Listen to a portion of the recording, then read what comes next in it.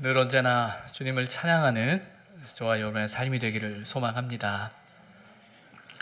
얼마 전에 방석을 하나 샀어요.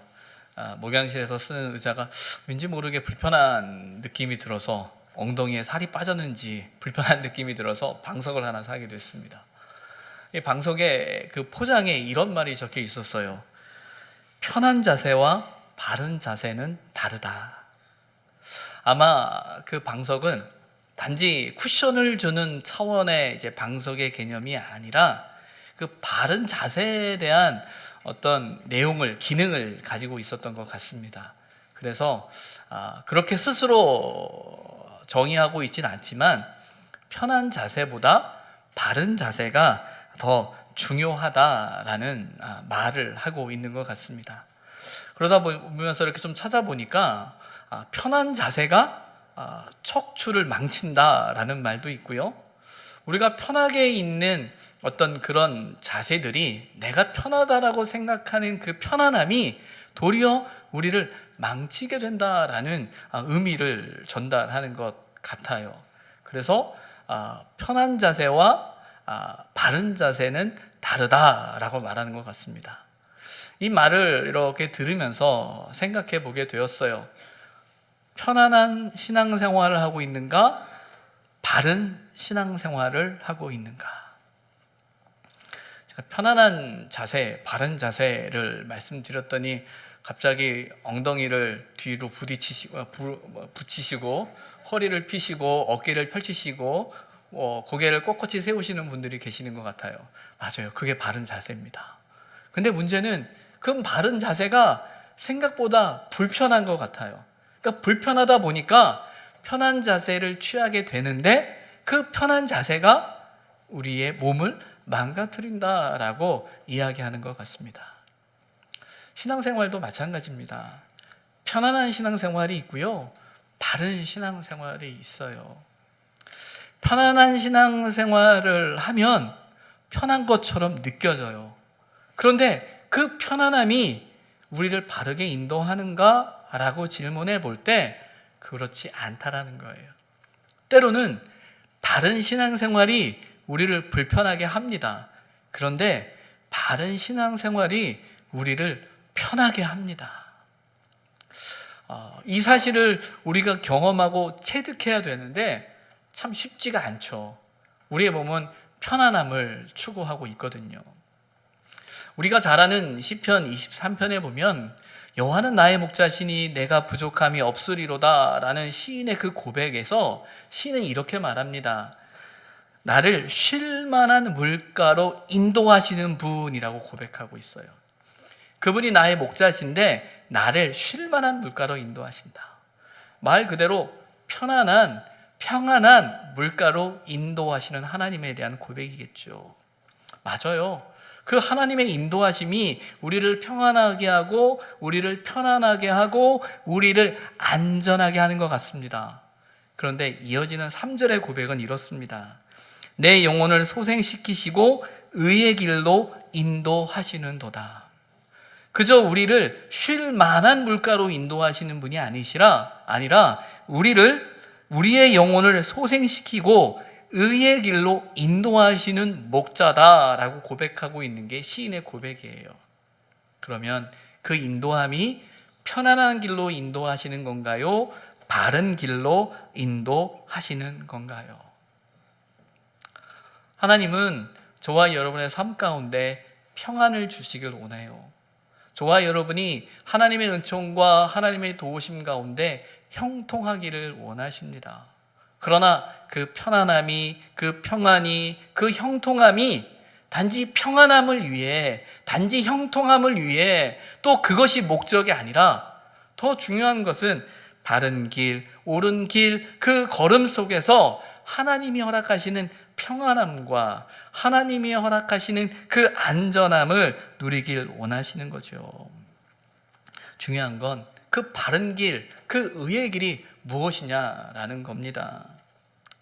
우리는 종종 내가 편한 길, 또 내가 가는 길, 내가 원하는 길, 내가 할 수 있는 길, 그 길이 바른 길이고 옳은 길이라는 생각을 할 때가 있습니다.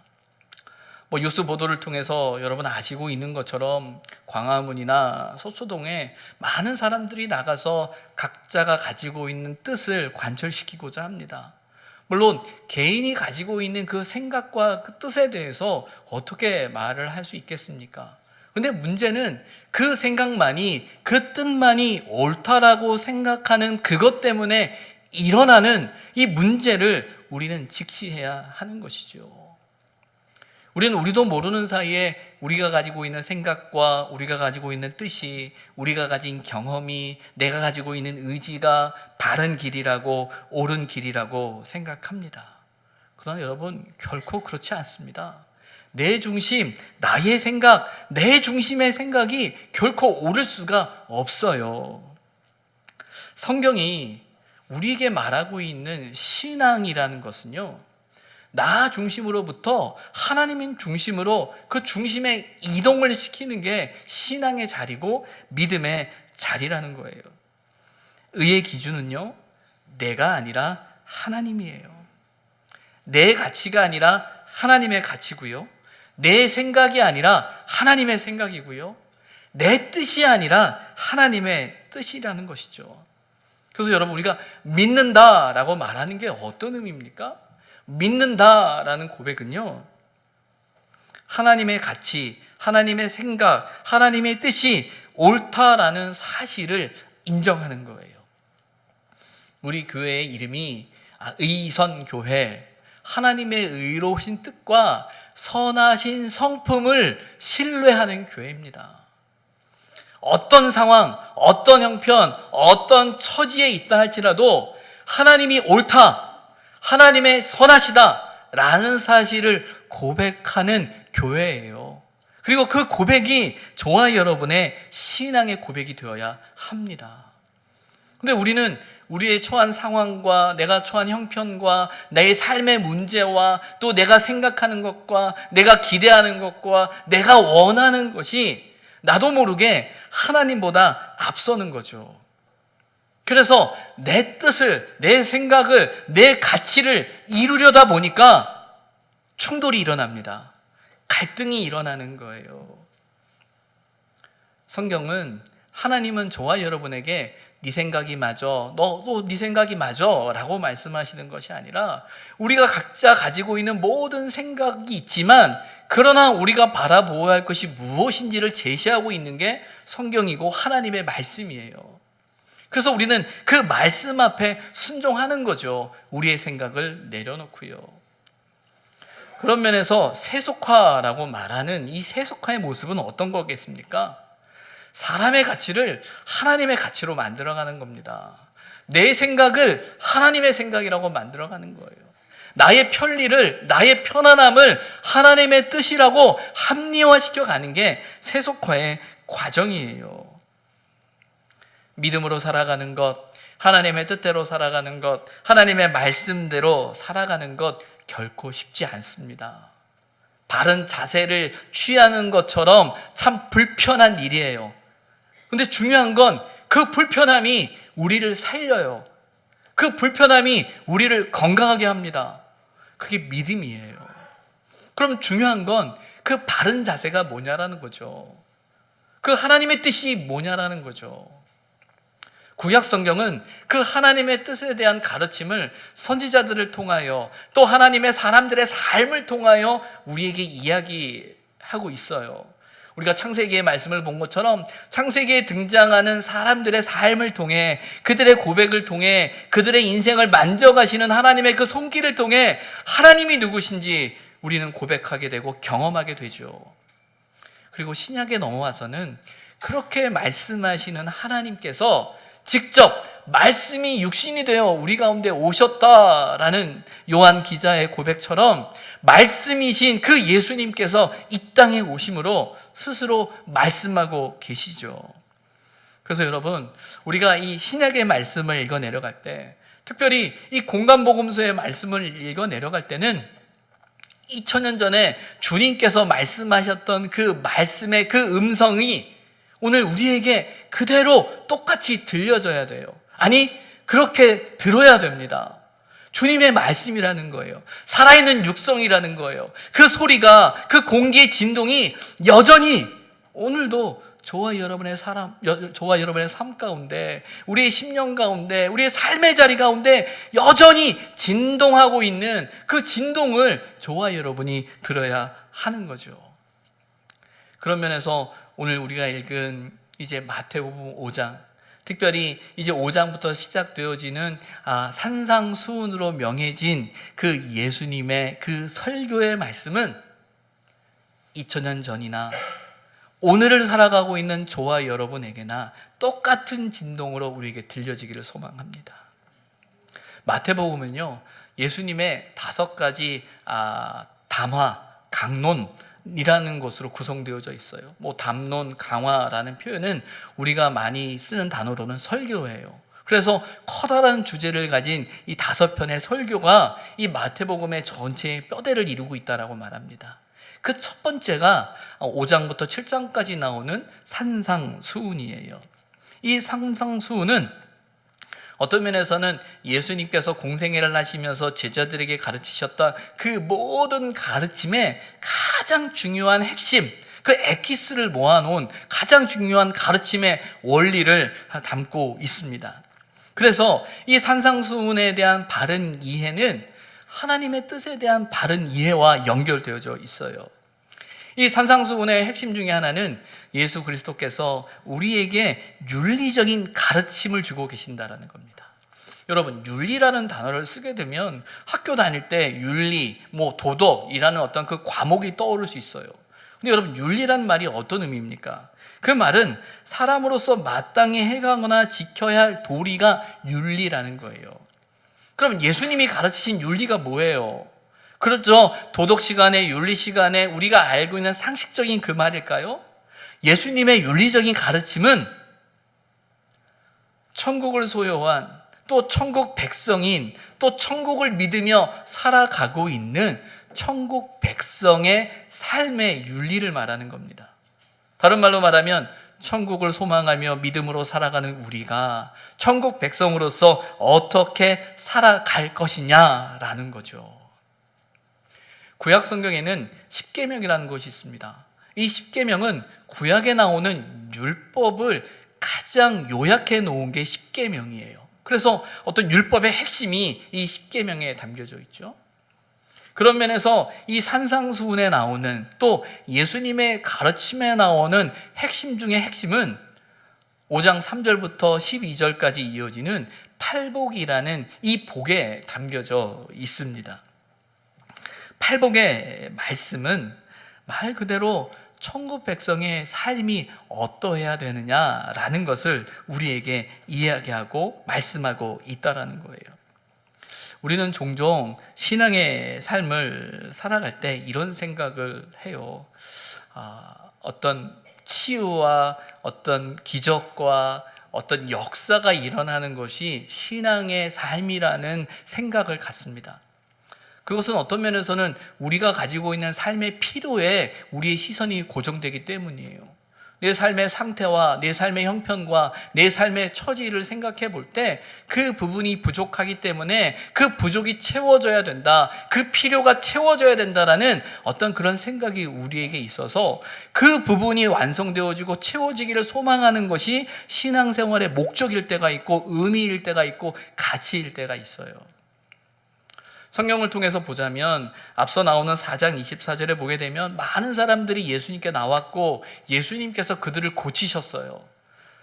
이 고치셨다라는 그 사건, 그 역사가 그들이 예수님을 따르는 이유일 수 있죠. 그러나 신앙의 가장 중요한 이유는 어떤 일이 일어나느냐보다 더 중요한 건 뭐냐면 그 역사를 통해서 우리가 어떤 삶을 살아갈 것이냐라는 그 질문에 대한 대답을 찾아가는 겁니다. 그래서 우리가 믿음으로 살아간다라고 할 때는요, 어떻게 살아야 되느냐에 대한 고민이 우리에게 수반되어져야 합니다. 그리고 그 어떻게 살아가야 하느냐라는 것이 세상이 말하는 잘 사는 방식이 아니라 하나님이 기뻐하시는 그 삶의 방식에 대한 고민이 우리에게 필요하다라는 거죠. 본문 1절과 2절을 보게 되면 예수님께서 무리를 보시고 산에 올라가 앉으셨다라고 되어져 있습니다. 여기서 나오는 무리들은 앞에 나오는 본문에 나오는 그 무리일 거예요. 예수님의 치유의 역사를 목도하고 또 하나님이 고쳐주시기를 소망하면서 주님이 가는 그 길을 따르는 사람들, 그리고 예수님이 그들을 보시고 산에 오르셨다라고 되어져 있습니다. 예수님은 산에서 가르치셨어요. 이 산이라고 이야기하면 구약의 모세가 시내산에서 하나님의 음성을 듣고 율법을 받은 것처럼 이 산은 어떤 면에서는 같은 이미지를 갖는 것 같습니다. 예수님께서는 그 산에서 사람들을 가르쳤다고 해요. 근데 그 가르친 사람이 오늘 본문에 나온 것처럼 무리들인가 제자들인가 라는 질문을 합니다. 예수님께서 무리를 보시고 산에 오르셨는데 또 가르치신 것은 제자들이다라는 것처럼 본문에 언급되어집니다. 이 부분은 신학자들의 논쟁 중에 하나예요. 무리를 가르치신 것인가 제자들을 가르치신 것인가. 근데 사실은 중요한 건 아니죠. 왜? 그 가르침 속에는 무리를 향한 가르침이 있고 또 그 무리 속에는 제자들이 있었고 또 제자들을 향한 가르침 속엔 무리를 향한 가르침이 있었기에 제자와 무리를 구분한다는 것은 중요하지 않을 것 같아요. 그러나 분명한 건 예수님의 가르치심이 있으셨다는 겁니다. 가르치심.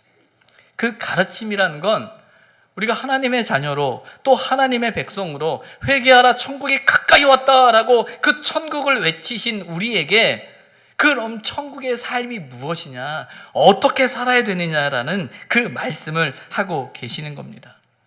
그 가르침은 어떤 교리적인 원칙적인 이렇게 해야 돼라는 그런 가르침보다는 우리의 삶의 자리에 깊이 들어오시는 그 주님의 음성 가운데 우리의 삶의 모양이, 우리의 삶의 형편이, 우리의 삶의 상황 가운데 천국 백성으로서 하나님을 믿는 사람으로서 어떻게 살아야 되느냐, 어떤 마음으로 살아야 되느냐라는 것을 우리에게 이야기하고 있는 거죠. 고침을 받는 것이 어떤 이적과 어떤 삶의 문제가 해결되는 것이 신앙의 목적이 아니라 우리가 그런 은혜와 은총을 경험한 사람으로서 그럼 어떻게 살아가야 할 것인가? 우리의 삶으로 이어져야 할 삶의 모습을 이야기하고 있는 것이죠. 예수님께서는 복 있는 사람이다 라는 표현을 쓰고 있어요. 심령이 가난한 자가 복이 있다라고 말하죠.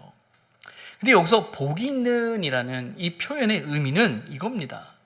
하나님의 인정하심, 하나님의 칭찬, 하나님의 승인, 하나님의 가치를 의미하는 거예요. 복이 있다라고 말하는 것은 하나님 보시기에 하나님의 백성으로서 천국을 소유한 사람으로서 천국을 믿으면서 이 땅을 살아가는 저와 여러분을 바라보실 때 하나님께서 가치 있게 생각하고 의미 있게 생각하는 것, 하나님께 인정받을 만한 하나님이 좋게 보시는 것이 무엇이냐라는 거예요. 그게 무엇입니까? 심령이 가난한 사람이 복이 있다. 하나님께서 심령이 가난한 사람을 복이 있는 사람이다라고, 심령이 가난한 사람을 내가 인정하는 사람이다라고 설명하고 계시는 거죠. 여기서 심령이다라는 단어는 헬라어로 푸뉴마입니다. 그래서 의미적으로 해석하게 되면 이제 마음이라는 거예요. 마음이 가난한 자가 복이 있다라는 번역을 많이 합니다. 그런데 그 마음이라는 단어가 8절에도 똑같이 쓰여지거든요. 마음이 청결한 자는 복이 있다라는 말씀이 나옵니다. 근데 거기서 사용되어진 이 마음이라는 단어의 헬라어는 카르디아예요. 근데 앞서서 심령이라고 표현되어져 있는 건 푸뉴마고 8절에는 마음이라고 표현되어져 있는 건 카르디아인데, 그러면 이 심령은 그 마음이라는 카르디아와는 조금 더 다른 의미를 가져요. 그것은 뭐냐면 단지 마음의 상태가 아니라 우리의 모든 것을 다 벗었을 때 내가 가지고 있는 나의 존재의 본질적인 의미라는 거예요. 저와 여러분이 하나님 앞에 선다라는 것은요, 치장하고 꾸미고 숨기고 가려서 하나님 앞에 서는 게 아니에요. 우리가 하나님 앞에 선다라는 건 나의 모든 것을 다 벗는 거예요. 다 벗고 부끄러움 그대로, 나의 연약함 그대로 서는 거예요. 그런데 그 심령이 가난한 자가 복이 있다라고 말하죠. 이 가난함이라는 건 무엇입니까? 없는 거예요. 사실 이 가난이라는 말을 정의한다는 건 참 쉽지가 않아요. 어떤 면에서 상대적일 수 있죠. 많이 가졌음에도 상대적으로 내가 부족하다라고 생각하면 가난한 마음이 들 수도 있어요. 얼마나 많이 갔느냐 적게 갔느냐라는 어떤 우리의 기준으로는 참 어렵습니다. 그런데 이 가난함이라는 건 뭐냐면 정말 철저히 내 마음 안에 채워지지 않으면 안 되는 그 삶의 모양을 이야기합니다. 이 심령이 가난한 자가 복이 있다라는 이 마태복음 5장 3절을 가장 잘 의미적으로 전달하는 번역이 있어요. 그 번역이 메시지 성경에 나옵니다. 메시지 성경은 이 5장 3절을 이렇게 번역하고 있어요. 벼랑 끝에 서 있는 너희는 복이 있다. 너희가 작아질수록 하나님과 그분의 다스림은 커진다. 심령이 가난한 자가 뭐냐라고 할 때 벼랑 끝에 서 있는 사람이래요. 여러분, 벼랑 끝에 서 보셨어요? 벼랑 끝에 서 보셨습니까? 저는 고소공포증이 있어서 거기 못 섭니다 라고 하시는 분도 계실 거예요. 목사님, 그냥 평지에 서 있는 것도 힘든데 제가 왜 거기 서야 합니까? 벼랑 끝이요? 어떻게 거기에 서요? 우리의 신앙은 벼랑 끝에 서는 게 아니라 평탄한 자리에 서는 게 신앙의 자리 아닙니까? 라고 반문하는 게 우리의 신앙일 거예요. 그런데 성경이 말하는 것은 하나님이 인정하시고 하나님이 복 있다라고 말하는 건 저와 여러분의 삶의 자리가 벼랑 끝에 서 있을 때 복이 있다라고 말씀하세요. 너무하시는 거 아니에요? 그게 만약에 복이면 저는 정말 복받은 사람입니다라고 말하실 분도 계실 거예요. 늘 삶의 자리가 벼랑 끝 같아서 이거 어떡하나라는 생각을 갖는 것. 그런데 오늘 예수님이 말씀하시는 심령이 가난하다, 이 벼랑 끝에 서 있는 자가 복이 있다라는 이유가 무엇일까요? 단지 그의 상태나 그의 형편이나 그의 처지가 거기 있는 게 좋은 거야 라는 의미일까요? 결코 아니죠.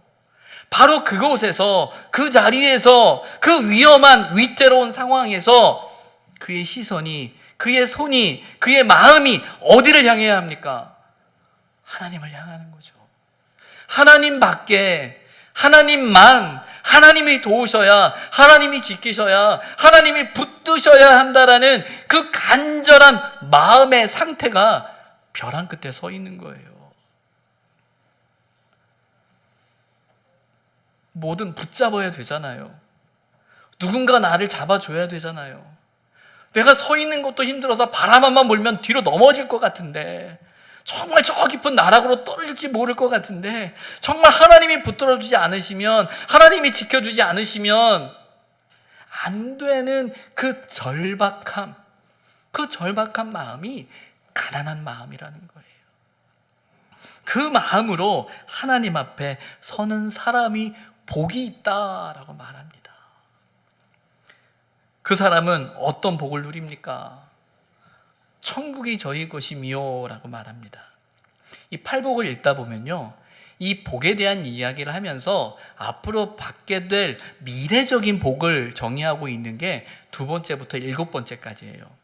그런데 첫 번째와 8번째, 천국이 저희 것이미요 라는 이 천국을 이야기할 때는 이 천국은 미래적인 의미가 아니라 현재적인 의미입니다. 어떤 말이죠? 심령이 가난한 자는 나중에 천국에 갈 거야가 아니라 심령이 가난한 자는 천국을 누릴 거야 라는 거예요. 말이 돼요? 하루하루 위태롭게 살아가고 있는데, 하루하루 정말 마음 졸이며 살아가고 있는 이 삶이 어떻게 천국이냐라는 거예요. 근데 성경이 이야기하는 것, 또 이 메시지 성경 속에서 심령이 가난한 자가 복이 있다라고 말할 때 어떻게 정의합니까? 내가 작아질수록, 나의 삶이 작아질수록 하나님의 영역이, 하나님의 자리가 커진다라는 거예요. 신앙생활이 뭐죠? 믿음의 삶이 뭡니까? 그것은 저와 여러분의 삶 속에 하나님의 자리를 인정하는 거예요. 하나님의 자리를 인정한다라고 하니까 하나님은 여기까지예요. 하나님은 여기까지예요. 나머지는 제가 할게요. 그게 아닌 거죠.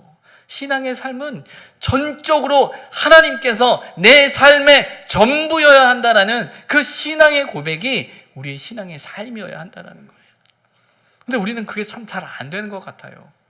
내가 뭔가 할 수 있다라는 생각 때문에, 내가 뭔가 능력을 가지고 있다라는 생각 때문에, 때로는 내가 하고 싶은 의지 때문에, 때로는 내가 이루고 싶은 욕심 때문에, 때로는 나름 하나님을 생각한다는 그 열심 때문에 하나님의 자리가 커져야 되는데 하나님의 자리가 점점 줄어드는 거죠. 여러분, 하나님의 자리가 줄어들면 어떻게 되는 줄 아십니까? 나도 모르게 감사의 이유들이 사라져요. 감사할 제목이 없어요. 왜? 내가 할 수 있는 거니까, 내가 하는 거니까, 내가 해야 되는 거니까 라는 생각을 갖는 거예요. 얼마 전에 어느 집사님 부부 가정과 이렇게 대화를 나누면서, 식사를 하면서 대화를 나누면서 신앙 생활에 대한 이야기를 해서 어떻게 신앙적인 경험을 가지고 있고 또 어떤 나름의 이제 고백들이 있는지 이야기를 나누는데, 어느 집사님, 남자 집사님이 하시는 말씀이, 은혜를 받고 나니까 그 다음날 아내가 잠에서 눈을 뜨는 걸 보면서 내가 너무 감사하더래요. 왜 웃으세요? 별로 감사하지 않으세요? 아내가 눈을 뜨는데 감사하더래요. 남편이 눈을 뜨는 게 감사하더래요. 그냥 늘 똑같은 일상인데 그냥 감사하더래요. 제가 그 얘기를 들으면서 그렇구나. 천국이 뭘까? 우리가 천국이라고 생각하면 내가 원하는 것, 내가 뜻이 이루어지는 것, 그래야만 천국이라고 생각하는데, 천국이란 개념은요, 하나님의 다스림의 영역이에요. 하나님의 통치의 영역이에요. 천국은 하나님께서 우리의 삶을 다스린다라는 거예요. 그러면 눈 뜨는 아내를 바라보면서 늘 언제나 속썩이지만 그 아들이 건강하게 있는 모습을 보면서 감사할 수 있는 이는 무엇겠어요? 내가 뭘 해서가 아니라 하나님이 하실 것이지. 그래, 하나님이 다스릴 거야. 하나님이 이끄실 거야. 하나님이 행하실 거야 라는 그 하나님의 영역에 대한 인정, 하나님의 영역에 대한 고백, 하나님의 다스림에 대한 신앙의 고백이 있을 때 감사가 있는 거예요. 그런데 내 힘으로 하고 내 노력을 하고 내 수고로 하고 내가 했으니까 된다고 생각하면 우리는 그 순간부터 감사가 사라지는 거예요. 천국이 저희 것이며 라는 말씀 속에서 이 천국은 저와 여러분의 삶의 자리에서 우리가 누리는, 우리가 경험하는 하나님의 통치의 영역이라는 거예요. 마음이 가난하고 정말 하나님 아니면 안 됩니다 라는 신앙의 고백을 가지고 살아가는 그 사람에게 삶의 자리살이 속에서 하나님의 다스리심, 하나님의 역사하심, 하나님의 일하심을 목도할 때, 그렇지, 하나님이 하신 거야, 하나님이 이끄실 거야, 하나님이 인도하고 계신다라는 고백을 가질 때 그는 그의 삶이 천국이 되는 거예요. 여러분, 천국은 저와 여러분의 뜻이 완전히 이루어지는 곳이 천국이 아니라 하나님의 온전한 통치와 다스림이 있는 곳이 천국임을 우리는 기억해야 하는 거예요. 바라기는 정말 하나님 앞에서 저와 여러분이 그런 가난한 심령이 되었으면 좋겠어요. 우리가 이제 말씀을 나누고 이제 성찬식을 함께 나누게 될 것입니다. 여러분, 이 성찬식의 자리가 뭘까요? 이 성찬식은 하나님의 그 통치, 하나님의 다스리심, 정말 하나님 앞에서 나는 아무것도 아니라는 사실을 온전히 고백하는 자리예요. 우리는 하나님 앞에서 다 죽을 수밖에 없는 죄인입니다. 하나님의 은혜가 아니면, 하나님의 용서가 아니면, 하나님의 사랑이 아니면 결코 설 수 없는 저와 여러분이잖아요. 그런데 하나님의 전적인 사랑이 우리를 이곳으로 인도한 거예요. 그리고 우리가 함께 나누는 이 떡과 포도주를 통해서, 그렇지, 나는 죽을 수밖에 없는 사람들이지, 나는 살 수 없지, 내 힘으로는 안 되지, 그런 우리를 향한 하나님의 전적인 다스림과 구원의 역사를 고백하는 이 자리가 이 성찬의 자리라는 거예요. 저와 여러분의 삶 속에서 때로는 벼랑 끝에 서 있는 삶을 경험하고 계신다면, 그것이 너무나 괴롭고 너무나 고통스럽고 너무나 아파서 어쩔 수 없다라고 생각할 때 바로 그때 하나님의 통치를, 하나님의 다스림을 믿으시기 바랍니다. 하나님이 붙드셔야 살 수 있는 게 저와 여러분입니다. 그리고 그렇게 살아가는 사람이 천국 백성입니다. 그리고 천국 백성은 그 하나님의 은혜가 아니면 살아갈 수 없는 존재들입니다. 가장 연약하기에 가장 행복한 사람, 바로 그 사람이 천국 사람입니다. 저와 여러분의 삶 속에 천국 백성의 은혜가 넘치기를 소망합니다. 기도하겠습니다.